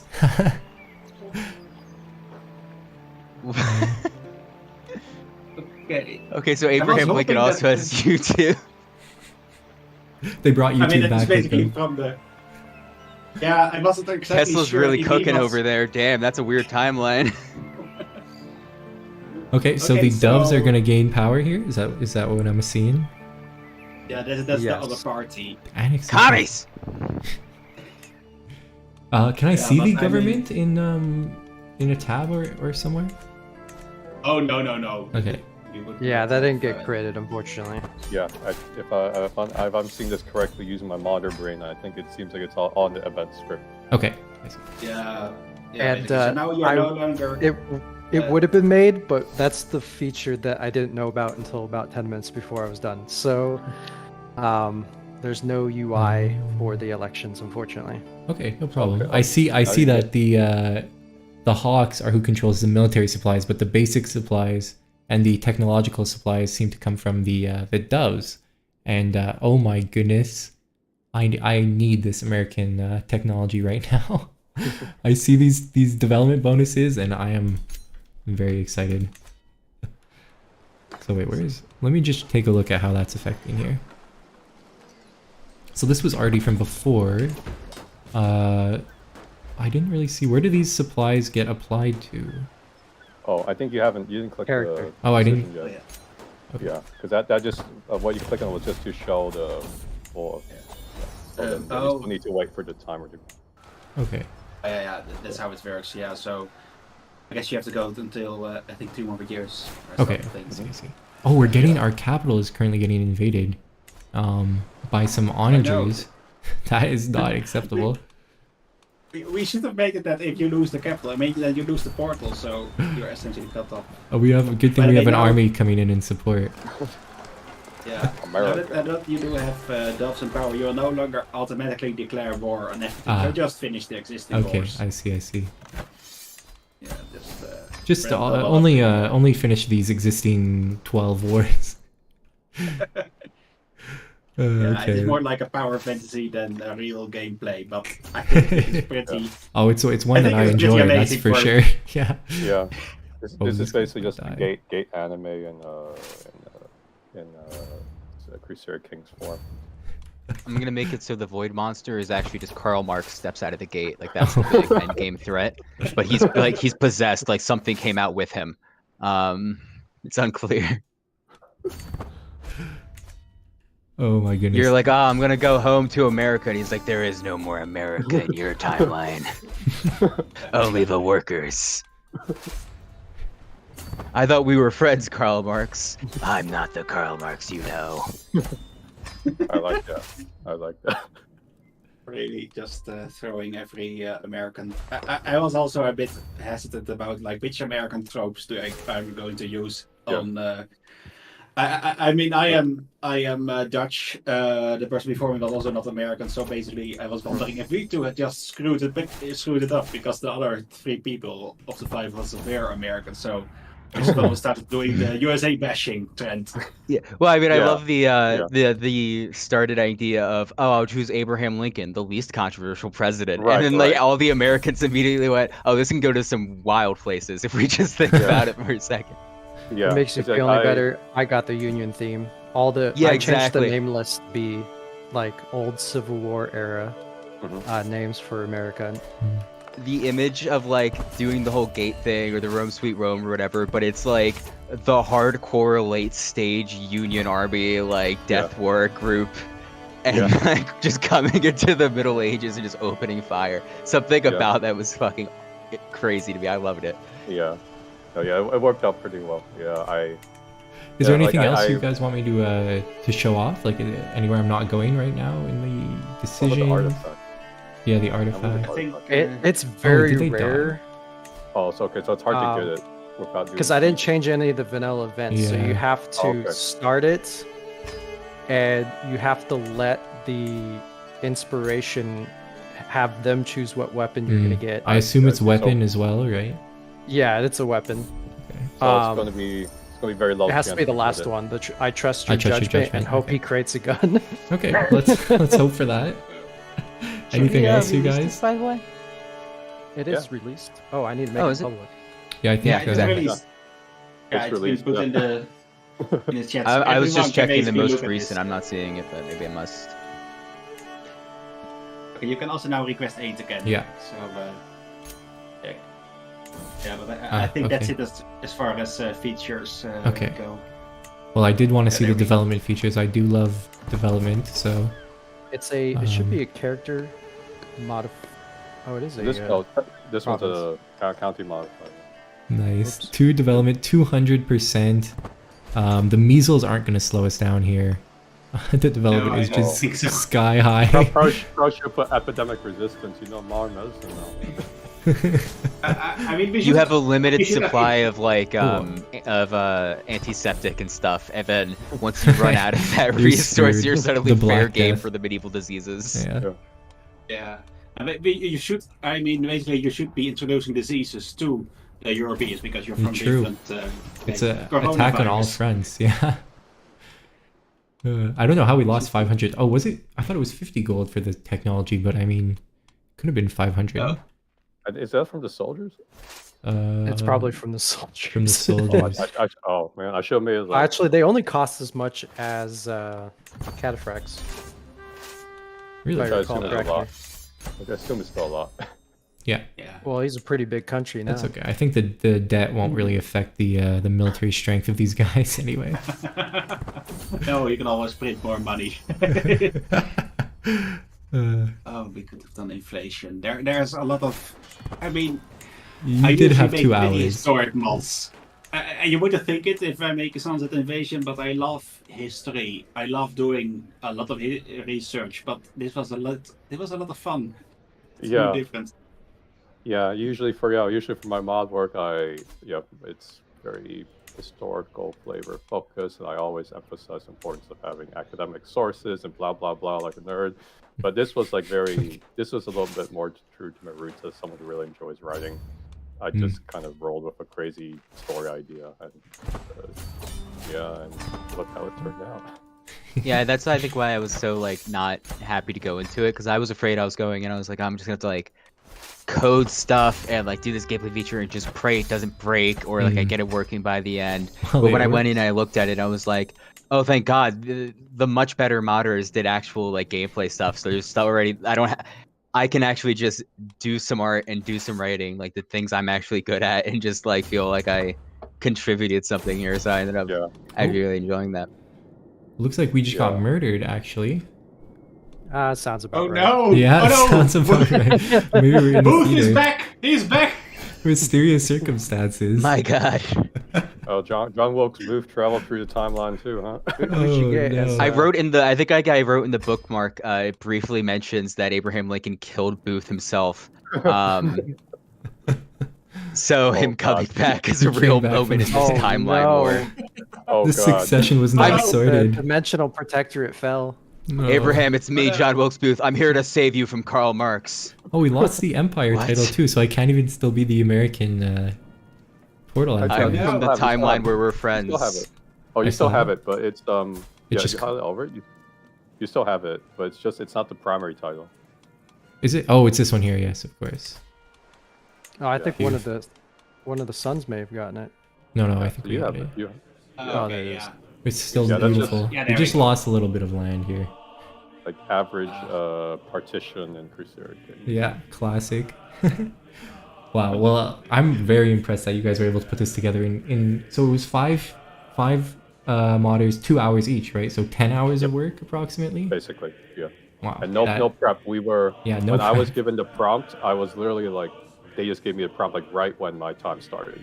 So I had to immediately think of something to do like Yeah. within like minutes, plan something out within minutes, and then set the tone, set the basics of the mod for the rest of the modders. And then other modders, their difficulty was trying to figure out what the hell the rest of us were doing. Okay, well, we only really have like 9 minutes until Ottawa's stream is supposed to start, so we went a little bit over time here. Yeah. But it was very interesting. I will never turn down just walking over and destroying all these ancient kingdoms with insanely Yeah. strong units. That's always a fun time for me. You're freeing them. Oh yeah, sorry, free. No. Liberating, giving them democracy. Slavery has been abolished in every timeline. Yes. The serfdom will discontinue. Yeah. The first thing Lincoln did is he went back and he just nuked Columbus. Just bombed Portugal off the map. No chance. Oh god. Okay. So yeah, thanks guys for making this. I'm very impressed by all your hard work. Thanks again, Harm, for putting the whole for putting all of ModCon together. You really did an amazing job. Sure. Thank you very much for the words. It's just all worth it just to see it come together, especially when there's no technical issues. Which I mean, Yeah. 3 of the 4 streams have had technical issues so far, so we are praying for Altera to get it. He'll save us. I believe in him. So yeah, it was a lot of fun presenting all these mods. I hope everybody has enjoyed this. Everybody in chat is downloading, playing the mods, trying out this cursed America into Italy mod as well. We're not going to maintain it, so play Yeah, it while play still. it I while might. it works. I may. Play it while We'll it's still see. hot. God, Herja canceled. Okay, so I think I'm gonna sign off, and when I do sign off, it should put everybody in here to, should send them all to Ottawa's stream, which is gonna start in just 7 minutes now, guys. Wow. Okay. Sounds good. Look forward to it. Yeah, so thanks for joining. Thank you guys for modding up this cursed game that I'm playing. And Happy ModCon, everyone. See you next year. yeah, happy ModCon. Happy ModCon. Happy to play my Happy part. ModCon. And good luck to Ottawa in the next one. Okay, bye everyone. Peace. Bye guys. Bye bye. Bye bye.